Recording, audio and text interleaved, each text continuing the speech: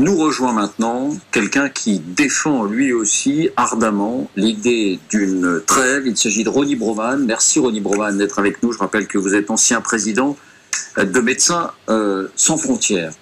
Que répondez-vous à ceux qui disent, comme Isabelle l'a dit, comme Dominique Trinquant l'a dit d'une certaine manière, quand on a été agressé et que c'est une agression barbare, qui s'en prend délibérément aux femmes, aux enfants, aux vieillards, on a le droit de se défendre. Peut-être un mot sur le droit de se défendre d'abord. On l'entend beaucoup, chaque fois qu'Israël subit des attaques, le rappel de ce droit est opéré. Moi, je n'entends jamais le fait que l'autre partie a aussi le droit de se défendre. Jusqu'à preuve du contraire, il y a un occupant et un occupé. Les Palestiniens sont occupés, les Israéliens sont à Gaza. Sont la puissance occupée. Mais si, à Gaza aussi. L'air, le sous-sol, le littoral, la frontière, les puits artésiens, c'est une prison, comme on l'a dit, c'est une prison qui est en train de devenir un charnier, peu à peu, mais c'est d'abord une prison. Une prison, elle est sous le contrôle de ses geôliers. Les geôliers sont israéliens. Et égyptiens. Et en effet, égyptiens, enfin, à 5%. Hein. Mais en effet, égyptiens, et le régime égyptien n'est pas des plus sympathiques non plus. Moi, j'insiste sur le fait que le droit de se défendre contre une oppression, contre une occupation, est un droit reconnu. Il n'est jamais rappelé. Il est toujours du côté israélien, jamais du côté palestinien. D'ailleurs, il n'y a pas de Palestiniens ici. Il y a très peu de Palestiniens dans toutes ces émissions de débat. Les Palestiniens n'ont pas la voix... Pas plus d'Israéliens. Pas plus Israéliens. Non, mais enfin, il y a l'Israélien est vraiment fortement représenté. L'idée qu'il faut écraser les infrastructures, qu'il faut, coller à la stratégie israélienne est largement représentée autour de cette table. J'étais soulagé d'entendre M. Bazlous dire qu'on peut être... vous êtes au moins deux, et Dominique, lui, il dit... les deux. Voilà, on peut... Je suis pas là pour semer le tour. En tout cas, sur une moitié de Gaza... le problème, je vous donne, si vous permettez, je viens d'arriver... Je rétablis simplement l'équilibre du plateau. Oui, l'équilibre du plateau a besoin effectivement d'être un petit peu forcé. Si vous voulez, alors vous me supprimez, moi. Vous me supprimez. Non, je ne vous supprime personne. Dans ce cas-là, j'ai entendu des appels à la suppression. Le fait qu'une trêve soit une sorte de renoncement, une concession inacceptable, au mieux une naïveté, moi je trouve ça terrible. Combien de milliers de morts supplémentaires va-t-il falloir, de milliers de morts et de dizaines de milliers de blessés, dont un grand nombre vont mourir, dont un grand nombre vont rester mutilés, dont un grand nombre aussi va grandir, je parle notamment des jeunes gens, dans l'idée obsédante de se venger. On fabrique une génération de gens qui n'auront qu'une envie lorsqu'ils verront un Israélien, c'est de le tuer. D'ailleurs, les Gazaouis, depuis 30 ans, ne voient des Israéliens que sous la forme d'hélicoptères d'attaque, de chars d'assaut, de drones, de commandos de forces spéciales. C'est ça l'image qu'ils ont des Israéliens. Le temps où les Israéliens et les Palestiniens se mélangeaient est révolu depuis maintenant 30 ans. Donc il faut absolument arrêter ce massacre, absolument arrêter cette... Est-ce que vous faites néanmoins une différence entre le Hamas qui vise délibérément des civils et Israël qui tue certes des civils, l'armée israélienne, mais qui ne les vise pas délibérément? Enfin... Est-ce que les bombes qui écrasent... On a vu des quartiers entiers aplatis sous des milliers de tonnes de bombes. C'est pas... on vise pas une population, là. Le président Herzog, était avec sa réputation de sage, un petit peu en recul, nous explique qu'à Gaza, il n'y a que des complices des terroristes. Il n'y a pas d'innocents. Je le cite. Alors là, c'est le feu vert à tous les massacres. Le commandant, un colonel Rafovitch, porte-parole de l'armée israélienne, disait hier qu'ils s'engagent dans une guerre totale. Là aussi, on ne fait pas de quartier. Donc qu'on ne me dise pas que d'un côté, on vise délibérément des civils et que de l'autre, on s'excuse de faire quelques dégâts au passage, mais qu'on vise seulement des méchants. Ça n'est pas la guerre de la lumière contre les ténèbres, la guerre du bien contre le mal, contrairement à ce qui est dit si souvent. Isabelle, est-ce que vous souhaitez... Et je crois que la position humanitaire est importante et qu'elle doit exister dans ce conflit, mais je pense qu'il ne faut pas réduire ce conflit à sa dimension humanitaire. Il faut lui rendre sa dimension politique. Et donc on ne peut pas uniquement... Et donc ça n'a pas commencé le 7 octobre. Ah non, ça fait jamais dit que ça avait commencé le 7 octobre. Cette guerre a des décennies. Oui, et si elle n'est pas... C'est un épisode explosif d'une guerre de longue durée, ça n'est pas d'un seul coup. Si la réaction israélienne n'est pas accompagnée d'un processus politique, elle ne servira à rien, sauf effectivement à redoubler la volonté de vengeance de tous les Palestiniens contre Israël. Mais si le Hamas n'est pas éradiqué, il se passera exactement la même chose. Mais ça fait à chaque campagne militaire. Alors qu'est-ce qu'il faut faire? Eh bien, il faut arrêter l'occupation. Il faut arrêter l'occupation. Après le 7 octobre. L'occupation. Oui, mais ça, c'est un engrenage fatal, un engrenage terrifiant dont il faut arrêter la progression. Le problème à l'origine, c'est une occupation, des déportations, une colonisation sans cesse accentuée. C'est le pourrissement de la vie des Palestiniens qui entraîne ce genre de choses. On ne peut pas, d'un seul coup, on ne peut pas considérer ce qui se passe aujourd'hui comme ayant commencé le 7 octobre. Ça a commencé bien auparavant. Antoine, vous vouliez réagir? Mais non, je peux réagir. À vrai dire, les Palestiniens, ça fait 75 ans qu'ils sont baladés. Aucun dirigeant palestinien n'a plu à Israël. Ils ont d'abord criminalisé l'OLP, Arafat, pour de bonnes raisons peut-être, puis signé Oslo avec eux il y a 30 ans. Et puis, pendant toute cette période, qu'est-ce qui s'est passé? La colonisation était rampante sous le Likoud, sous les travaillistes, avec les démocrates aux États-Unis, avec les républicains. Et de ce fait, les Palestiniens ont trouvé leur territoire, leur espace, leur espoir diminuer de jour en jour. Et aujourd'hui, la colonisation encore plus accélérée. Donc il n'y a pas d'espoir pour les Palestiniens. C'est la colonisation en Cisjordanie. En Cisjordanie, oui. Et Gaza, c'est une prison à ciel ouvert. Donc, à vrai dire, il n'y a pas d'espoir pour les Palestiniens. Les résolutions de l'ONU, les déclarations de bonne intention du monde entier, de l'Europe, n'ont jamais été appliquées. Antoine, d'un mot, et puis je vous donne la parole, François. Pour vous, est-ce qu'il y a 2 poids et 2 mesures quand on considère la vie d'un civil palestinien et d'un civil israélien? Est-ce que vous doutez de la réponse? Je crois que non, vous n'en doutez pas. Il faut que les humains soient égaux devant la loi éternelle, devant la loi universelle. Voilà, point à la ligne.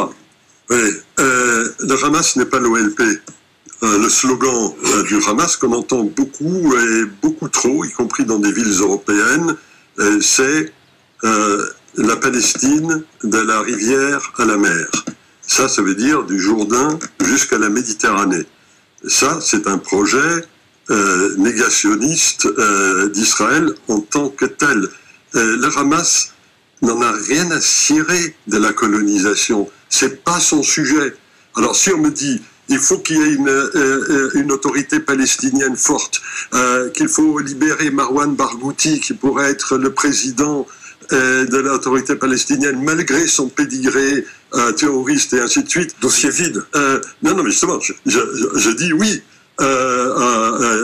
Il faut bien entendu entrer dans cette voie. Il faut qu'il y ait à nouveau un gouvernement. Pardon, je ne t'ai pas interrompu. Moi, je n'ai pas parlé. Non, pas du tout. Je n'ai pas.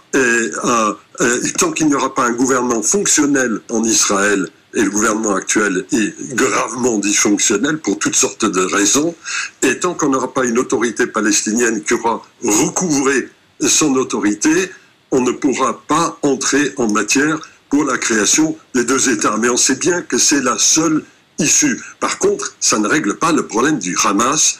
Et là-dessus, je suis totalement d'accord avec le président de la République. Daesh, Hamas, Al-Qaïda, même combat, et vous même méthode. Et les Français, après le Bataclan, on n'a pas fait tant de manières quand on a fait les siennes. Nous ne sommes pas une puissance occupante. Nous n'occupons pas un territoire. Non, on a seulement bombardé Mossoul. On a bombardé Mossoul avec nos avions, avec nos Césars, nos canons. Là, ils sont formidables. Le général connaît bien ça. Je crois qu'il y avait une espèce de large consensus et que face à Daesh, il n'y avait pas de dialogue politique possible. Je ne crois pas qu'il y ait de dialogue politique possible avec le Hamas. Je peux me tromper. D'autres personnes, vous vous trompez lourdement. D'autres personnes, d'ailleurs, c'est qu'il y a un dialogue. Il y a un dialogue depuis des années. Alors, Ronnie Broman pour le Hamas. D'abord, est-ce que vous mettez un signe égalité? Non, mais tu dis qu'il faut discuter avec le Hamas. Je dis oui, pour discuter avec les interlocuteurs qui n'existent pas, avec ceux que... Donc avec Daesh, avec Al-Qaïda, et ainsi de suite. Non. Ben, comment ça, non. Ça aurait évité de tuer des civils à Mossoul, bon Dieu. Ils ont le droit de vivre aussi. Allez-y, est-ce que vous mettez un signe d'égalité, désormais, entre le Hamas, Daesh, Al-Qaïda. Non, Daesh et Al-Qaïda sont des organisations terroristes qui n'existent que par le terrorisme. Le Hamas est une organisation qui a commis des actes terroristes, qui m'ont sonné, qui m'ont estourbi, qui m'ont choqué profondément. À ce niveau-là. Non, parce que lorsqu'on tue des civils en masse, on n'est pas forcément pour autant une organisation terroriste. Sinon, il y aurait beaucoup d'États terroristes au monde, à commencer, enfin pas à commencer, mais parmi eux, l'État israélien. Si vous regardez la liste, le nombre de gens qui ont été tués, de Palestiniens qui ont été tués au cours de ces 20 dernières années, c'est par milliers et par milliers, donc qui ont été blessés, c'est par dizaines de milliers. Il ne faut pas s'étonner qu'il y ait cette explosion, qu'on se réjouisse, qu'on se réjouisse malheureusement. Croyez bien que c'est pas quelque chose dont je me réjouis, moi personnellement, mais qu'on se réjouisse lorsqu'on voit des Israéliens. Il faut discuter avec la Hamas, il faut bien qu'on soit clair. Là. La question qui va se poser aux Israéliens, c'est ce qu'ils vont faire de cette bande de territoire quand ils l'auront récupérée. Ils sont en train de vider le nord, de surpeupler le sud, de tenter d'évacuer vers le Sinaï. En tout cas, ce sont des choses... Ça, c'est le N+1. Mais dans l'immédiat, en tout cas, je voudrais vous faire écouter justement le leader du Hamas. Et ce qu'il dit, d'une certaine manière, à propos de cette guerre et à propos des civils à Gaza. Et d'une certaine manière, on l'entend dire, oui, il faut que le sang des civils coule à Gaza pour que tout le monde s'imprègne de la logique révolutionnaire islamiste qui est la nôtre. Écoutez-le, c'était il y a quelques jours. إن دماء الأطفال والنساء والشيوخ لا أقول تستصرخكم بل نحن الذين نحتاج هذه الدماء لكي توقظ فينا روح الثورة لكي توقظ فينا العناد لكي توقظ فينا التحدي والسير إلى الأمام. Montage de Guillaume Brémond. C'est affreux, c'est évidemment affreux, comme tout ce qu'on entend en ce moment est affreux. C'est pour ça qu'il faut cesser cet engrenage. Cette violence physique ne fait qu'entraîner une violence verbale, une violence rhétorique, qui à son tour alimente une violence physique. Je voudrais, parce que d'une certaine manière, on a l'impression... je voulais juste dire une chose sur... Parce qu'on a l'impression, pardonnez-moi, qu'Ismaël Haniyeh cherche à ce que le sang des civils palestiniens coule. Quand le Hamas, je ne sais pas qui, si c'est Ismaël Haniyeh ou Mohamed Daif, le Hamas militaire, mais enfin, en tout cas, moi je ne suis pas dans le secret des dieux, mais lorsqu'ils ont déclenché cette attaque terrifiante, ils étaient absolument conscients qu'il y aurait une contre-attaque, qu'il y aurait une riposte meurtrière, ça ne fait absolument aucun doute. Donc cette logique sacrificielle, ils étaient déjà entrés dedans. Je vous signale que la question de la logique sacrificielle, c'est une vieille histoire du temps de guerre en général. Hein. On pourrait retrouver sur nos différentes guerres successives des discours qui sont à peu près de ce type-là. La guerre, ça va nous régénérer, ça va nous renforcer. Les jeunes ont besoin d'une bonne guerre pour savoir où ils sont. Donc Ismaël Haniyeh tient ce genre de discours. C'est affreux et il faut pas le soutenir. Cela étant, qu'est-ce qui va se passer? Israël est en train de creuser un vide, de creuser un gouffre. Qu'est-ce qui va remplir sur la solution politique? Israël a détruit l'autorité palestinienne pour avoir un interlocuteur qui lui convenait, c'est-à-dire un interlocuteur, comme le veut M. Hezbourg, avec lequel on ne discute pas. Avec lequel on a toutes les bonnes raisons de ne pas discuter. Quand cet interlocuteur aura été détruit, qu'est-ce qui va se passer? Quelque chose d'encore un petit peu pire. Voilà cette logique destructrice, cette logique nihiliste dans laquelle on est engagé. Dominique, juste 2 points. Je pense que tout le monde est d'accord autour de ce plateau et de façon plus générale sur le fait que c'est la solution politique qui doit sortir avec 2 États, un État palestinien, un État israélien, et que dans ce domaine-là, le Premier ministre, M. Netanyahou, a emmené Israël contre un mur et que M. Netanyahou n'est plus crédible et devra disparaître. Tous les gouvernements successifs. Je termine, s'il vous plaît. Excusez-moi. Voilà.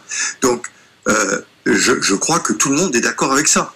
Le problème, c'est aujourd'hui, qu'est-ce qu'on fait? Et là, je rejoins un peu ce que disait Isabelle. Aujourd'hui, trêve humanitaire, le Hamas a gagné. Or, le Hamas, je suis désolé, le Hamas, ses branches, celui qui parle là, et puis la branche militaire, il faut le détruire. Et c'est pour ça que je parlais tout à l'heure. Trêve humanitaire, oui, dans la tactique générale d'Israël, il manque quelque chose, c'est l'alimentation aujourd'hui des populations dans le sud en réglant le problème de la zone du Nord. Et dans les zones du Nord, c'est vrai il y a des civils dont je répétais, certains ont voulu rester, d'autres ont été forcés de rester, parce que le Hamas veut que le sang coule. Et donc, là, Israël va régler son problème. Parce que le problème, c'est, on règle aujourd'hui, mais il faut absolument rapidement, comme M. Biden, comme le président Macron, comme tout le monde essaye de le faire, tracer une voie vers la sortie de l'impasse dans laquelle M. Netanyahou a mis l'État d'Israël. On peut noter simplement qu'au sein de la classe politique israélienne, ceux qui sont partisans des deux États représentent peut-être, allez, 10%. Yair Lapid, et puis qui d'autre? C'est la portion congrue aujourd'hui en Israël. Un dernier mot. A rendu impossible cette solution de l'État par les saisies de terre, par les saisies de maisons, par la colonisation. Aujourd'hui, le territoire palestinien est totalement mité. Donc cette solution de deux États, elle est impossible. Aujourd'hui, on a un seul État. La réalité de l'État binational, c'est ce que nous voyons aujourd'hui, avec une seule administration juridique, policière, militaire, etc. Et donc la question est de savoir comment on reconnaît des droits égaux à l'ensemble des résidents de cet État. Et je rappelle que le gouvernement israélien aujourd'hui, dont je suis d'accord avec M. Hesbourg là-dessus, et il est effectivement dysfonctionnel, mais je rappelle que depuis l'assassinat de Rabin, tous les premiers ministres qui se sont succédés à la tête d'Israël étaient contre Oslo, étaient contre la solution à deux États, étaient pour la colonisation travailliste comme gouvernement de droite. Et je signale à M. Hesbourg, qui semble ne pas le savoir, que le Hamas a amendé sa charte et que depuis 2017, il est partisan d'une solution, d'une trêve illimitée qui pourrait donner lieu à un État palestinien sur les frontières de 67. Merci.